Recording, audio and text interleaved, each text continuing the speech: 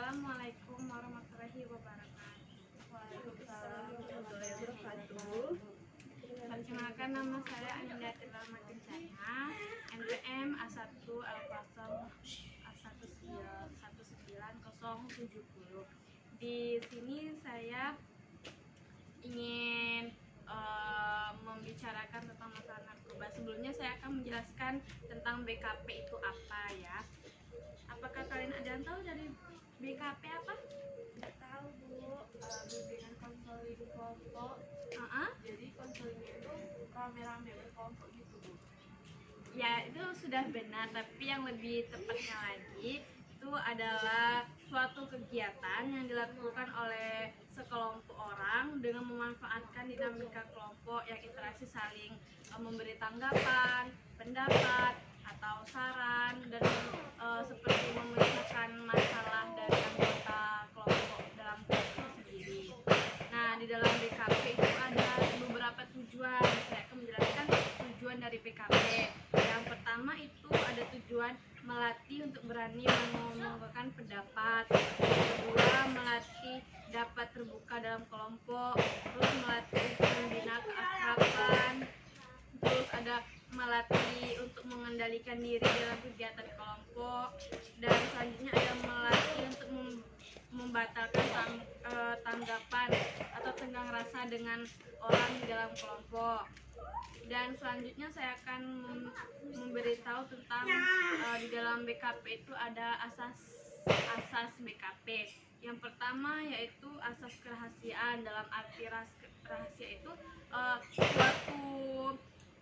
suatu yang dibicarakan atau informasi yang kita dapat itu cukup dari dalam kelompok kita saja atau tertutup, tidak di luar, tidak orang lain atau khalayak ramai itu tidak mengetahui.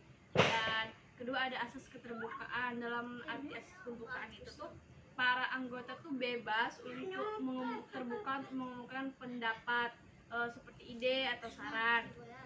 Dan ketiga itu ada asas kesukarelaan, yaitu asas yang menampilkan diri secara spontan tanpa malu atau dipaksa atau dipaksa oleh pemimpin atau anggota yang lain. Yang keempat itu ada asas kenormatifan. Asas kenormatifan itu adalah yang bertentangan dengan kebiasaan norma atau kebiasaan yang berlaku pada norma itu sendiri. Itu adalah asas-asas dalam BKP. Di sini saya akan menjelaskan tentang narkoba. Apakah kalian ada yang tahu tentang narkoba? Narkoba. Narkoba itu yang pengeluaran ya Bu ya. Oh iya, itu narkoba itu memang seharusnya kita tidak tidak diizinkan, dan juga ada hukumnya untuk dalam narkoba itu sendiri. Di sini saya akan menjelaskan tentang narkoba ya kepada kalian. Narkoba itu terdapat 30 jenis narkoba yang dikonsumsi pengguna narkoba di Indonesia. Dan juga narkoba itu tuh mengacu pada kelompok senyawa yang umumnya memiliki risiko kecanduan bagi penggunanya. Dan juga narkoba itu memiliki beberapa jenis seperti halusinogen, yaitu efek narkoba bisa mengakibatkan seorang menjadi berhalusinasi. Terus ada stimulan, yaitu seperti mengakibatkan organ tubuh jantung dan otak lebih cepat dari biasanya, sehingga mengakibatkan penggunaannya lebih bertenaga serta cenderung membuatnya lebih senang. Dan ada juga depresan.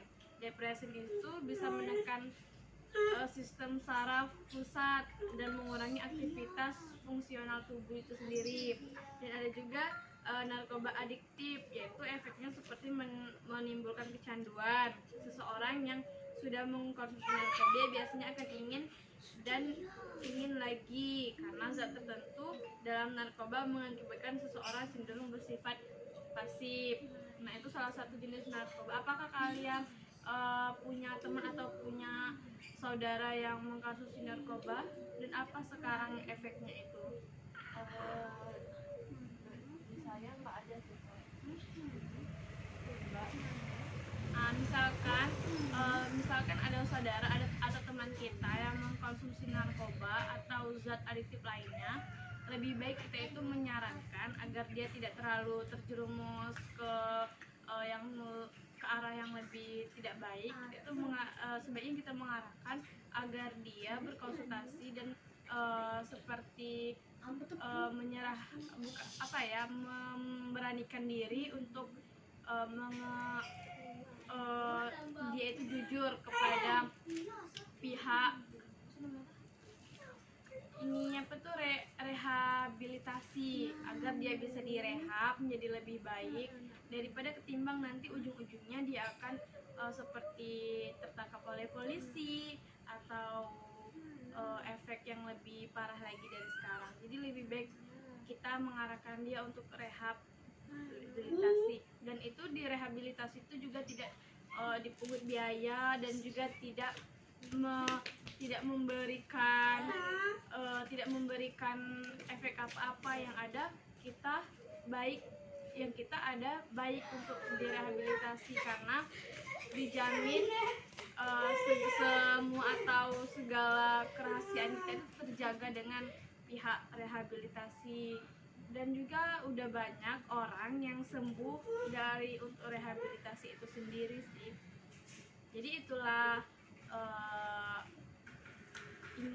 penyampaian dari saya untuk dalam kelompok kita.